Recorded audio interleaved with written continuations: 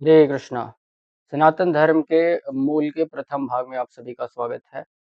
हमने सनातन धर्म के मूल का पहला क्लास ले लिया है और ये सनातन धर्म के मूल का दूसरा क्लास है। तो पहले क्लास में हमने देखा था कि हमारे अंदर 4 प्रकार की कमियां हैं और जिन कमियों की वजह से जो ज्ञान हम लेते हैं वह कैसे अपूर्ण हो जाता है। फिर हमने देखा कि ज्ञान लेने की विभिन्न प्रकार की विधियां क्या हैं, जैसे प्रत्यक्ष प्रमाण, अनुमान प्रमाण और शब्द प्रमाण। फिर हमने एक उदाहरण से देखा था कि अगर हम अपने शारीरिक और बौद्धिक क्षमता का पूरा इस्तेमाल भी कर लेते हैं, उसके बावजूद हम उचित ज्ञान को प्राप्त नहीं कर पाते हैं। जैसे कि यहाँ पर एक उदाहरण दिया गया था 6 अंधों का और 1 हाथी का। लेकिन अगर शब्द प्रमाण की बात करें तो शब्द प्रमाण जो है, उससे जो वास्तविक ज्ञान है उसका पता हमें चल जाता है। जैसे कि यहाँ पर जो उदाहरण था, उसमें सभी लोगों ने अपने शारीरिक और बौद्धिक क्षमता का इस्तेमाल कर लिया था, लेकिन जब उन्हें किसी बाहरी व्यक्ति ने बताया कि ये हाथी है, तो वो एक उचित निष्कर्ष पर आ गए। तो आज की कक्षा में हम देखेंगे कि हमारे जीवन में शब्द प्रमाण का क्या महत्व है, और फिर हम देखेंगे कि हम वेदों पर भरोसा क्यों करें, और फिर हम देखेंगे कि वेद क्या है और वेदों के पालन करने से क्या होता है। तो आइए आज की कक्षा को प्रारंभ करते हैं गुरुओं को नमस्कार करते हुए। ओम अज्ञानतिमिरन्धस्य ज्ञानाञ्जनशलाकया चक्षुरुन्मिलितं येन तस्मै श्रीगुरवे नमः। श्रीचैतन्यमनोभीष्टं स्थापितं येन भूतले स्वयं रूपकदा मह्यं ददाति स्वपदान्तिकं। वन्देऽहं श्रीगुरुं श्रीयुतापदकमलं श्रीगुरुं वैष्णवांश्च। नमो विष्णुपादाय कृष्णपृष्ठाय भूतले श्रीमते भक्तिवेदान्तस्वामिनिति नामिने। नमस्ते सारस्वते देवी गौरवाणी प्रचारिणे निर्विशेषशून्यवादी पाश्चात्यदेशतारिणे। जय श्री कृष्ण चैतन्य प्रभु नित्यानंद श्री अद्वैत गदाधर शिवासादि गौर भक्त वृंद।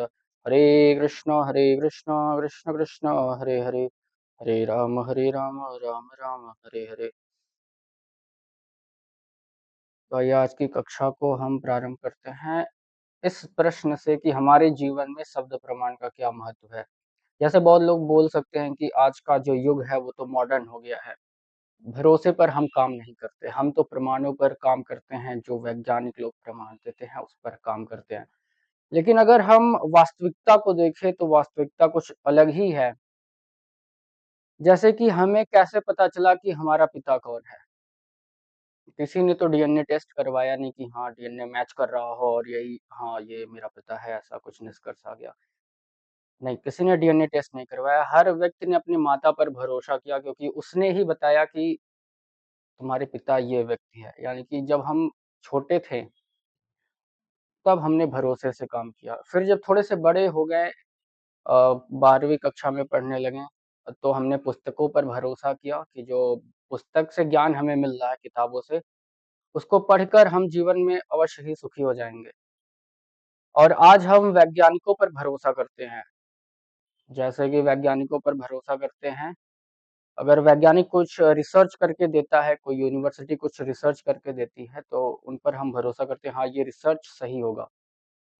जैसे कि कोविड-19 आया और उसके बाद वैज्ञानिकों ने हमें वैक्सीन दिया बनाकर। हमने उस वैक्सीन पर भरोसा किया कि वैक्सीन लगाकर हाँ, हाँ, अवश्य ही स्वस्थ हो जाएँगे, कोरोना से बच जाएँगे। तो आज भी हम वैज्ञानिकों पर भरोसा करते हैं। किसी ने ये देखने नहीं गया कि हाँ, जो वैक्सीन आ रहा है, जो बनाकर वैज्ञानिकों ने दिया है, वो एकदम सही है, एकदम परफेक्ट है। ऐसा किसी ने टेस्ट नहीं किया, सबने आँख बंद करके भरोसा कर लिया अपनी गवर्नमेंट पर, वैज्ञानिकों पर। फिर हम देखते हैं कि आज के जीवन में शहरों में लोग कंपनियों पर भरोसा करते हैं, रेस्टोरेंट पे भरोसा करते हैं कि इस रेस्टोरेंट से मैं खाना खा रहा हूँ तो यहाँ का खाना जो है स्वस्थ ही होगा, इसमें कुछ जहरीला पदार्थ नहीं होगा।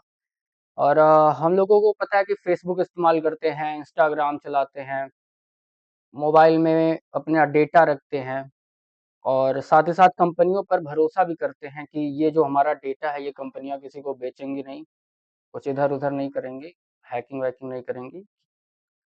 और फिर हम डॉक्टर की लाल-पीली गोलियों पर भी भरोसा करते हैं। जैसे कि हम हॉस्पिटल चले जाते हैं, कोई बीमारी हो जाती है, डॉक्टर हमें लाल-पीली गोलियाँ दे देता है और बोलता है कि इसे खाइए आप स्वस्थ हो जाएँगे। तो हम आँख बंद करके भरोसा कर लेते हैं कि हाँ, डॉक्टर की ये लाल पीली गोलियाँ हैं, खाएँगे तो अवश्य ही स्वस्थ हो जाएँगे। तो हमारा कहना है कि अगर आप इतना काम भरोसे पर करते हैं, तो एक काम और भरोसे पर कर लीजिए, वो है कि वेदों पर भरोसा कर लीजिए। तो कोई प्रश्न करेगा कि ठीक है, हम डॉक्टर के पास जाते हैं, डॉक्टर हमें लाल-पीली गोलियाँ देता है और लाल-पीली गोलियों से जो हमारा स्वास्थ्य है वो ठीक हो जाता है। तो इस वजह से हम डॉक्टर की लाल-पीली गोलियों पर भरोसा करते हैं, लेकिन हम वेदों पर भरोसा क्यों करें? वेद हमारी कौन-सी बीमारियाँ हैं जो ठीक कर देगा? तो आइए उसे देखते हैं। इसका उत्तर है कि हर एक व्यक्ति जीवन में सुखी रहना चाहता है। कोई नहीं चाहता कि मेरे जीवन में सुख है, हर एक व्यक्ति सुखी रहना चाहता है और जो वेद हैं, वो इस बात की गारंटी लेते हैं कि अगर आप मेरा पालन करेंगे तो आप अवश्य ही सुखी होंगे। कैसे? उसे हम समझेंगे 6 अनर्थों से। जो वेद हैं उनके पालन से हमारे अंदर जो 6 प्रकार के अनर्थ है काम, क्रोध, लोभ, मोह, मद, मत्सर ये सारे खत्म हो जाते हैं, धीरे-धीरे कम होने लगते हैं। और जब ये सारे 6 अनर्थ कम होने लगते हैं तो हम एक सुखी जीवन जी पाते हैं। जैसे कि अगर किसी के अंदर बहुत ज़्यादा इच्छाएँ हों, बहुत ज़्यादा प्रबल इच्छाएँ हों किसी चीज़ को प्राप्त करने की, तो वो एक सुखी जीवन नहीं जी पाएगा, क्योंकि उसका जो मन है हमेशा उसी वस्तु में लगा रहेगा। वैसे ही अगर कोई बहुत ज़्यादा क्रोध करता है, छोटी-छोटी बात पर क्रोधित हो जाता है, तो उसे कोई पसंद नहीं करता, उस इस तरह के व्यक्तियों को। उसी तरह और भी 4 अनर्थ हैं, तो अगर हम वेदों का पालन करते हैं, तो वेद बोलते हैं कि मेरे पालन करने से आप सुखी हो जाएँगे, पूरा गारंटी वेद ले रहे हैं और सुखी कैसे होंगे? 6 अनर्थ कम होने से। इसके लिए एक 2-3 उदाहरण और दिए जाते हैं, जैसे भूतकाल में करीब 40 से ज़्यादा सभ्यताएँ रहीं। लेकिन 40 से ज़्यादा सभ्यताएँ रहीं तो लेकिन सारी नष्ट हो गईं। अ, स चाइनीज़ सिविलाइज़ेशन था जिसने दुनिया का सबसे बड़ा दीवाल बनाया, ग्रेट वॉल ऑफ चाइना। साथ में था रोमन सिविलाइज़ेशन, इजिप्शियन सिविलाइज़ेशन जिसने इतनी बड़ी-बड़ी पिरामिडें बनाई जो आज तक के वैज्ञानिक नहीं सोच सकते कि कैसे बना, अभी तक भी नहीं पता लगा पाए। लेकिन सारी नष्ट हो गईं। क्यों? क्योंकि उनके अंदर अनर्थ बहुत ज़्यादा थे।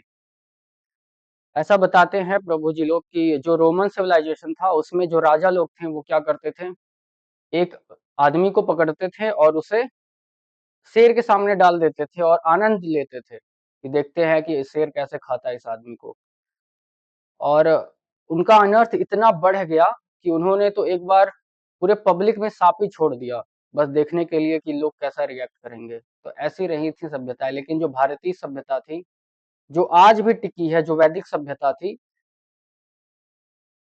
उसके अंदर जो अनर्थ थे, वो बहुत कम थे और इसी कारण वो आज भी टिकी हुई है। और हम देख सकते हैं कि वैदिक सभ्यता आज भी पूरी तरह फल-फूल रही है। रसिया में अगर आप जाएँगे तो वहाँ पर 10 लाख से भी ज़्यादा हरे कृष्णा डिवोटीज़ हैं और अभी तो प्रचार और होते ही रहा है और हो भी रहा है और फैल रहे हैं हरे कृष्णा डिवोटीज़। और अगर हम एक उदाहरण और देखें कि भारतीय लोग जहाँ भी जाते हैं, वहाँ पर वो कंस्ट्रक्टिव काम ही करते हैं। जैसे उदाहरण के लिए अगर हम यूएसए देखें, तो यूएसए में यहाँ से भारत से लोग जाते हैं और वहाँ पर कंपनीज़ में कंट्रीब्यूशन करते हैं। ऐसा नहीं कि वहाँ गए हैं, दंगे कर दिए, वहाँ के चर्च को जला दिया, रोड पर गाड़ियाँ फूँक दिए, ऐसा नहीं करते। वहाँ पर कुछ कंस्ट्रक्टिव करते हैं, उनके इकोनॉमी में कंट्रीब्यूट करते हैं।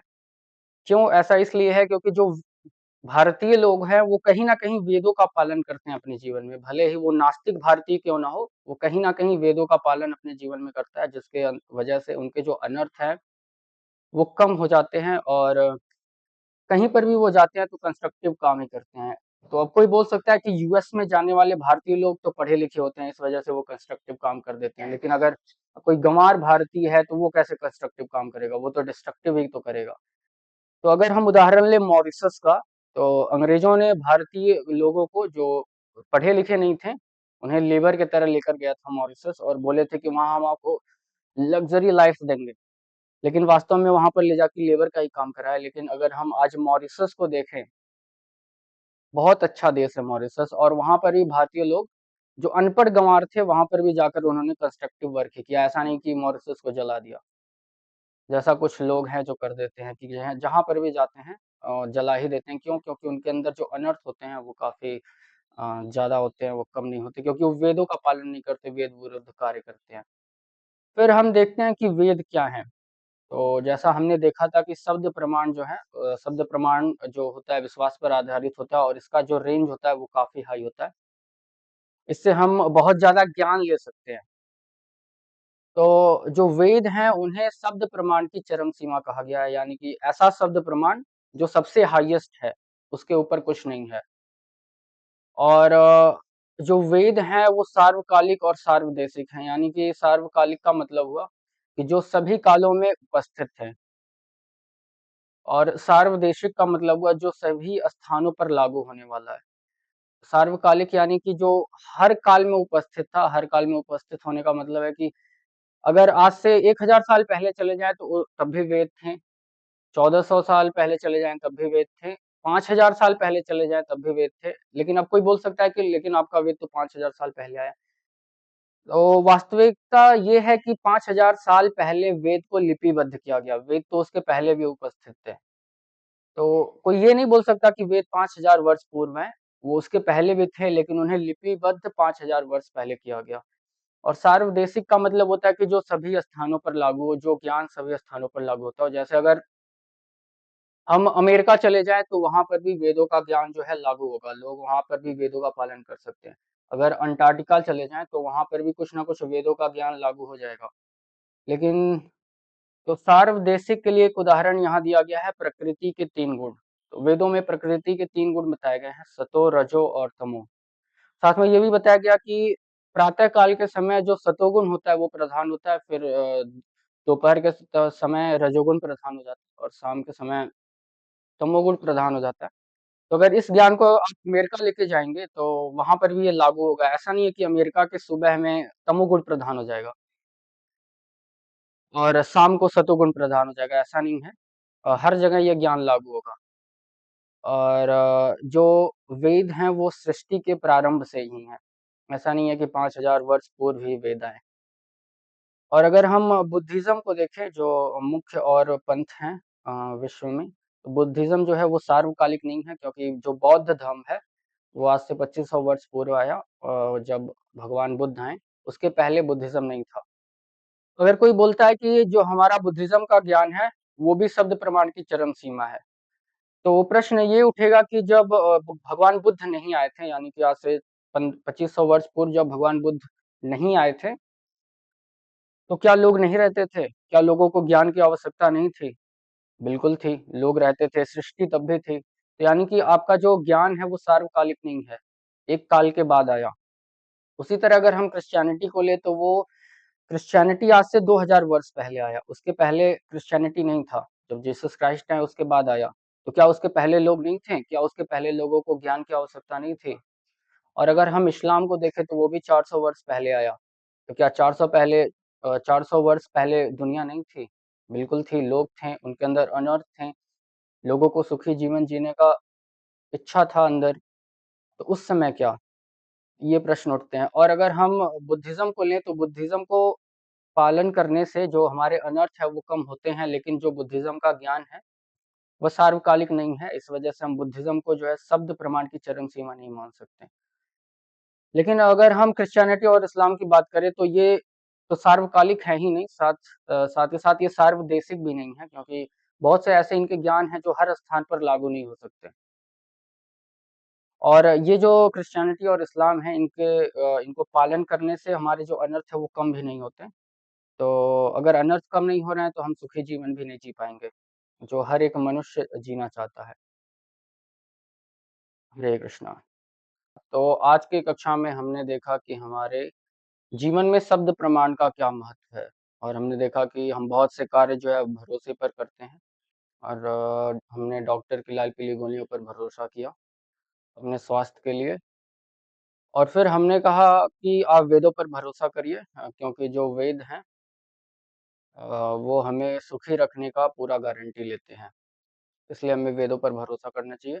और जो वेद हैं उनके पालन करने से, वेदों का पालन करने से हमारे अंदर जो 6 अनर्थ होते हैं, वो सारे कम हो जाते हैं, जिससे हम एक सुखी जीवन जी पाते हैं। और फिर हमने उदाहरण भी देखा जैसे कि पूरे मानव इतिहास में 40 से अधिक सभ्यताएँ रहीं, लेकिन उनमें से केवल एक ही सभ्यता आज बची है, जो है वैदिक सभ्यता। और ऐसा इसलिए था क्योंकि जो वैदिक लोग थे वो वेदों का पालन करते थे, और वेदों के पालन की वजह से ही उनका जो अनर्थ है वो काफ़ी नीचे था, बहुत कम अनर्थ थे उनमें। इसी वजह से जो वैदिक सभ्यता है आज भी चल रही है।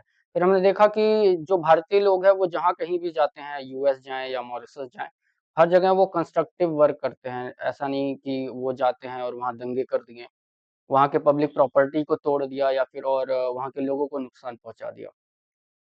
फिर हमने देखा कि वेद क्या है, और उसका उत्तर आया कि वेद जो है शब्द प्रमाण का चरम सीमा है, यानी कि भरोसे की चरम सीमा है। और जो शब्द प्रमाण की चरम सीमा है, उसका प्रमाण होता है सार्वकालिक और सार्वदैशिक, यानी कि अगर कोई पुस्तक है या फिर कोई प्रमाण है, अगर उसे हमें शब्द प्रमाण की चरम सीमा कहनी है, तो उसे सार्वकालिक और सार्वदेशिक होना पड़ेगा। सार्वकालिक का अर्थ हमने बताया जो सभी कालों में उपस्थित था और है, रहेगा। सार्वदेशिक का अर्थ हुआ जिसका ज्ञान हर स्थान पर लगे। फिर हमने देखा कि जो वेद हैं वो सृष्टि के आरंभ से हैं, और आज से 5000 वर्ष पूर्व उन्हें लिपिबद्ध किया गया वेद व्यास द्वारा। फिर हमने देखा कि बुद्धिज्म जो 2500 वर्ष पूर्व आया वो सार्वकालिक नहीं है, लेकिन इसके पालन से जो अनर्थ हैं वो कम होते हैं। फिर क्रिश्चियनिटी और इस्लाम की हमने बात की जो सार्वकालिक नहीं है, और इनके पालन करने से हमारे अनर्थ भी कम नहीं होते। तो आज की कक्षा इतनी रही कि वेदों का पालन करने से हमारा जीवन सुखी होता है। अगली कक्षा में हम सनातन धर्म के एक नेक्स्ट लेवल पर जाएँगे, जहाँ पर हम देखेंगे कि वेद क्या बोलते हैं। आज की कक्षा में हमने भगवान की चर्चा कहीं नहीं की। हमने सब कुछ साइंटिफिकली और लॉजिकली देखा कि हर एक व्यक्ति सुखी होना चाहता है, और जो वेद हैं उनके पालन से हम सुखी हो सकते हैं। हमने भगवान की चर्चा कहीं नहीं की। अब हम देखेंगे कि वेदों में क्या लिखा है। वेदों का कौन-सा हिस्सा कौन से भाग का हम पालन करेंगे तो सुखी हो जाएँगे। तो आज की कक्षा में इतना ही। हरे कृष्णा।